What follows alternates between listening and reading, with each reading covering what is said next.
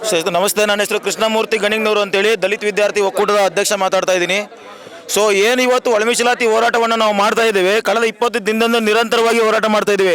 ರಾಜ್ಯ ಸರ್ಕಾರ ನಮ್ಮ ಸಮುದಾಯದಿಂದ ದಲಿತ ರೈಟಿಂದ ರೂಪುಗೊಂಡಂಥ ಸರ್ಕಾರ ಇವತ್ತು ಯಾವುದೇ ರೀತಿ ಸೊಪ್ಪಾಗದೆ ಬೇರೆ ಬೇರೆ ಇಶ್ಯೂಗಳಿಗೆ ತಲೆ ಕೆಡಿಸ್ಕೊತಾ ಇದೆ.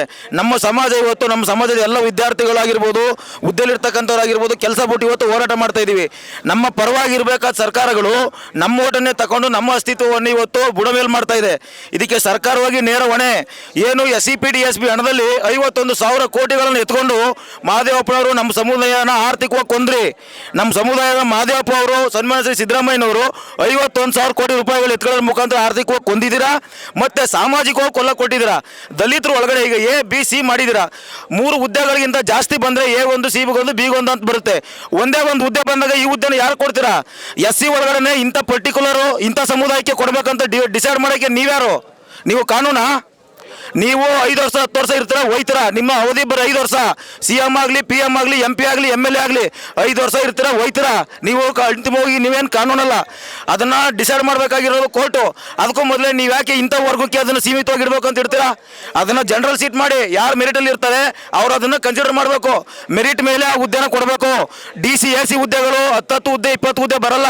DC ಬರೋದು ಒಂದೇ ಹುದ್ದೆ ಅಂದರೆ ಕ್ಯಾಟಗರಿ A ಬಂತು ಅಂದ ತಕ್ಷಣ A ಕೊಟ್ಬಿಟ್ರೆ ನಮ್ಮ ಸಮುದಾಯ ಎಲ್ಲಿ ಹೋಗೋದು? ಓದ್ಕೊಂಡು ನಾವು ಬೀದಿಗೆ ಹೋಗೋಕ್ಕಾಗುತ್ತಾ? ತಂದೆ ತಾಯಿಗಳು ಭಾಳ ನಿರೀಕ್ಷೆ ಇಟ್ಟು ನಮ್ಮ ಸಮುದಾಯ ಅಗಾಧವ ಪ್ರಮಾಣದಲ್ಲಿ ಓದ್ತಾ ಇದೆ. ಇವತ್ತು ನಮ್ಮ ಸಮುದಾಯ ಹಿಂದೆ ಹೋಗ್ಬಿಡ್ತು. ಅದಕ್ಕೆ ರೈಟ್ ಕಾರಣ ಅಲ್ಲ, ಲೆಫ್ಟ್ ಕಾರಣ ಇದೆಲ್ಲ ಅಲ್ಲ. ನಾವು ಯಾವತ್ತು ಯಾವ ಸಮುದಾಯ ಅನ್ನ ಕಿತ್ಕೊಂಡಿಲ್ಲ. ಅದಕ್ಕೆ ಕಾರಣ ಹೈದರಾಬಾದ್ ನಿಜಾಮ.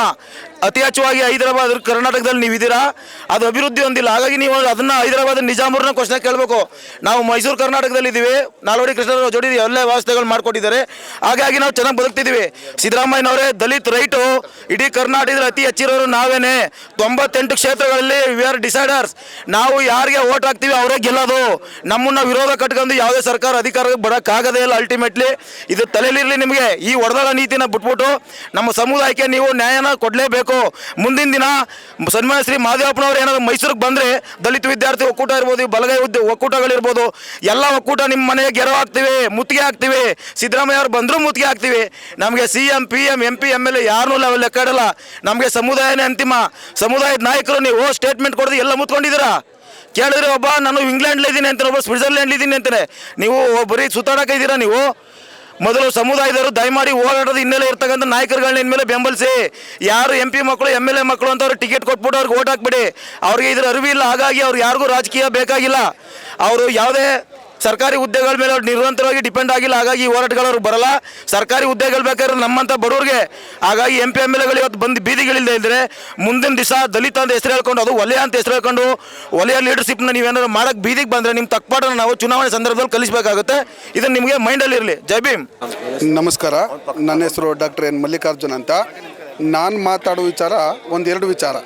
ಈಗ ನಾಗಮೋಹನ್ ದಾಸ್ ವರದಿ ಏನಿದೆ, ಆ ವರದಿನೇ ಅವೈಜ್ಞಾನಿಕ ಅಂತ ನನ್ನ ಒಂದು ಮಾತು.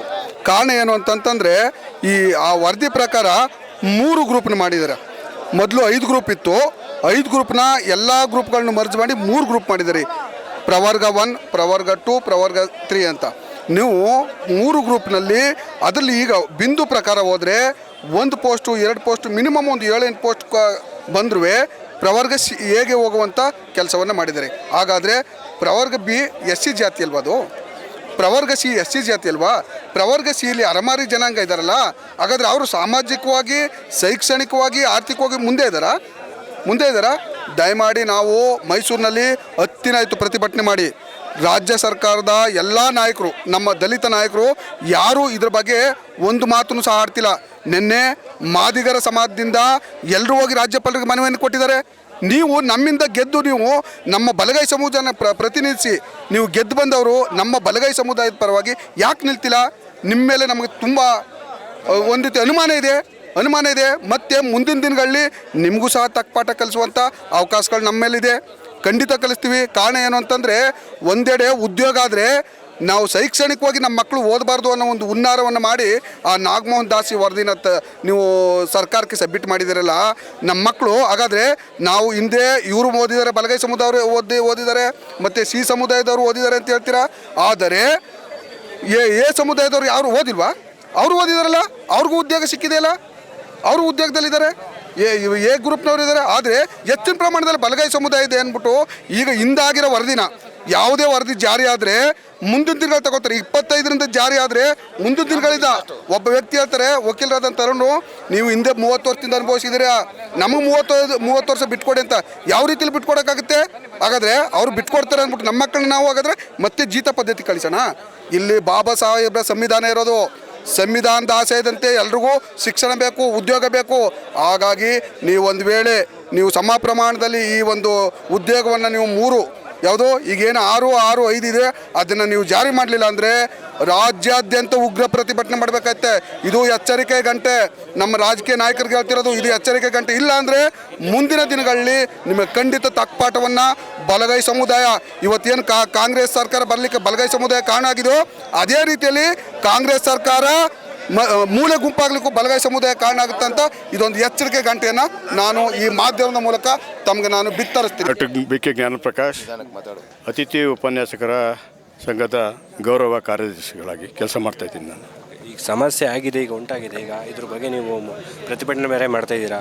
ಇನ್ನೂ ಈಗ ಇದು ನಿಮಗೆ ಅನುಕೂಲ ಆಗಲಿಲ್ಲ ಅಂದರೆ ಇನ್ನೂ ಯಾವ ಥರ ಹೋರಾಟ ಮಾಡ್ತೀರಾ ಅಂತ? ನಾವು ಈ ಸಮಸ್ಯೆ ಬಗ್ಗೆ ಸರ್ಕಾರ ನಮಗೆ ಯಾವಾಗ ಅನ್ಯಾಯ ಮಾಡ್ತೋ ಇದರ ವಿರುದ್ಧ ಸುಮಾರು 20 ದಿನಗಳಿಂದ ನಾವು ನಿರಂತರವಾಗಿ ನಾವು ಪ್ರತಿಭಟನೆಯನ್ನು ಮಾಡ್ಕೊಂಡು ಹಂತವಾಗಿ ಬರ್ತಾಯಿದ್ದೀವಿ. ಅದರ ಪ್ರಯುಕ್ತ ಇವತ್ತು ವಿಶೇಷವಂತಂದರೆ ಸರ್ಕಾರದ ಗಮನವನ್ನು ಸೆಳೆಯಲು ಇವತ್ತು ನಾವು ಪಂಜಿನ ಮೆರವಣಿಗೆಯನ್ನು ಮಾಡ್ತಾಯಿದ್ದೀವಿ. ಕಾರಣ ಇಷ್ಟೇ, ನಾವು 15 ದಿನ ಆಯಿತು ಅರ್ಜಿಯನ್ನು ಕೊಟ್ಟು, ಆದರೂ ನಮಗೆ ಉತ್ತರ ಇನ್ನೂ ಬಂದಿಲ್ಲ. ಇಲ್ಲೇನಾಗಿದೆ ಅಂತಂದರೆ ಎಲ್ಲರೂ ಜಾಣಪೆದ್ದ ರೀತಿಯಲ್ಲಿ ವರ್ತಿಸ್ತಾ ಇದ್ದಾರೆ.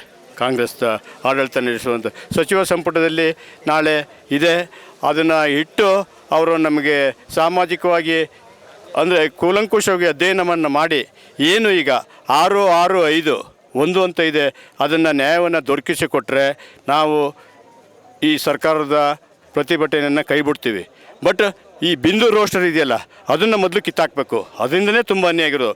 ಇದು ಗೊತ್ತಿದ್ದೋ ಗೊತ್ತಿಲ್ಲದೇನೋ ನಮ್ಮ ಸಚಿವ ಸಂಪುಟದಲ್ಲಿರುವಂಥ ನಮ್ಮ ನಾಯಕರುಗಳು ಆ ಅಧಿಕಾರಿಗಳ ಕಣ್ತಪ್ಪಿನಿಂದ ಅವ್ರಿಗೆ ಗೊತ್ತಿಲ್ಲದೇ ಇದನ್ನು ಸಿಗ್ನೇಚರ್ ಮಾಡಿದ್ದಾರೆ ಅಂತ ನಾನಾದರೂ ಭಾವಿಸ್ತಾ ಅದನ್ನು ಪುನರ್ಪರಿಸಿ ನಮಗೆ ನ್ಯಾಯವನ್ನು ದೊರಕಿಸ್ಕೊಡ್ಬೇಕು. ಇಲ್ಲ ಅಂತಂದರೆ ಮುಂದಿನ ದಿನಗಳಲ್ಲಿ ನಾವು ರಾಜ್ಯಾದ್ಯಂತ ಸುಮಾರು 1 ಲಕ್ಷ ಜನರು ಸೇರಿ ವಿಧಾನಸೌಧವನ್ನು ಮುತ್ತಿಗೆ ಹಾಕ್ತೀವಿ ಅಂತ ಈ ಸಂದರ್ಭದಲ್ಲಿ ಹೇಳ್ತಾ, ನಾವು ಇವತ್ತು ಈ ಮಾಧ್ಯಮದ ಮುಖಾಂತರ ನೀವು ಆ ಸರ್ಕಾರಕ್ಕೆ ತಿಳಿಸಬೇಕು. ಮತ್ತು ಜಾತಿ ಪ್ರಮಾಣ ಪತ್ರದಲ್ಲಿ ಒಂದು ಗೊಂದಲ ಆಗಿದೆ. ಏನು ನಮಗೆ ಈ ಜಾತಿ ಪ್ರಮಾಣ ಕೊಡಬೇಕಾದ್ರೆ ಹಿಂದೆ ಆದಿ ಕರ್ನಾಟಕ ಅಂತ ಮಾತ್ರ ಕೊಡ್ತಿದ್ರು. ಈಗ ಪ್ರವರ್ಗ ಎ, ಪ್ರವರ್ಗ ಬಿ, ಸಿ ಇದನ್ನು ತಡೆ ಹಿಡಿಬೇಕು. ಯಾಕೆಂತಂದರೆ ಕೋರ್ಟು ಇದನ್ನು ತಡೆ ಹಿಡಿದಿದೆ. ದಯಮಾಡಿ ಅದನ್ನು ಮುಂದುವರಿಸಬಾರ್ದು ಅಂತ ಸರ್ಕಾರಕ್ಕೆ ನಾನು ಈ ಮುಖಾಂತರ ಎಚ್ಚರಿಕೆಯನ್ನು ನೀಡ್ತೀನಿ ಅಂತ ಈ ಸಂದರ್ಭದಲ್ಲಿ ಹೇಳಿಕೆ ಬಯಸ್ತೀನಿ. ನನ್ನ ಹೆಸರು ಡಾಕ್ಟರ್ ಬಿ.ಕೆ. ಜ್ಞಾನಪ್ರಕಾಶ್, ಅತಿಥಿ ಉಪನ್ಯಾಸಕ ಸಂಘದ ಗೌರವ ಕಾರ್ಯದರ್ಶಿಗಳು. Thank you. ಸರ್, ನನ್ನ ಹೆಸರು ಮಲೆ ಮಹದೇವಸ್ವಾಮಿ ಅಂತ ಮಹಾರಾಜ ಕಾಲೇಜ್ ಲೆಕ್ಚರಾಗಿ ಕೆಲಸ ಮಾಡ್ತಾಯಿದ್ದೀನಿ. ನಾನು ಈ ಮಾಧ್ಯಮದ ಮೂಲಕ ನಮ್ಮ ಈ ಪ್ರಾಮಾಣಿಕವಾದ ಹೋರಾಟಕ್ಕೆ ನಡೀತಾ ಇರ್ತಕ್ಕಂಥ ಅಪಪ್ರಚಾರಕ್ಕೆ ಒಂದು ಕ್ಲಿಯರ್ ತೆರೆ ಎಳಿತೀನಿ. ಏನಂದರೆ ಇಲ್ಲಿ ಹೋರಾಟ ಮಾಡ್ತಾ ಇರ್ತಕ್ಕಂಥವರು ದಲಿತ ವಿದ್ಯಾರ್ಥಿ ಒಕ್ಕೂಟ, ಸಂಶೋಧನಾ ವಿದ್ಯಾರ್ಥಿಗಳು ಮತ್ತು ಅತಿಥಿ ಉಪನ್ಯಾಸಕರು 3 ವರ್ಗದವರು ಮಾತ್ರ ಮಾಡ್ತಾ ಇದ್ದಾರೆ. ನಮ್ಮ ಹಿಂದೆ ಯಾವುದೇ ಕಾರಣದ ಶಕ್ತಿಗಳಿಲ್ಲ, ರಾಜಕಾರಣಿಗಳಿಲ್ಲ, ಸ್ವಾಮಿಗಳಿಲ್ಲ, ಫಂಡ್ ಮಾಡೋರು ಇಲ್ಲ. ನಮ್ಮ ಹೋರಾಟ ನನ್ನ ಸ್ನೇಹಿತರೆಲ್ಲ ಹೇಳ್ದಂಗೆ ಆ ಉದ್ದೇಶಕ್ಕಾಗಿ ನಡೀತಿದೆ. ಇದು ಫೇಲ್ಯೂರ್ ಆದರೆ ಸರ್ಕಾರಕ್ಕೆ ಒಂದು ಎಚ್ಚರಿಕೆ ಗಂಟೆ ಆಗಿದೆ. ಇದು ಕ್ಲಿಯರ್.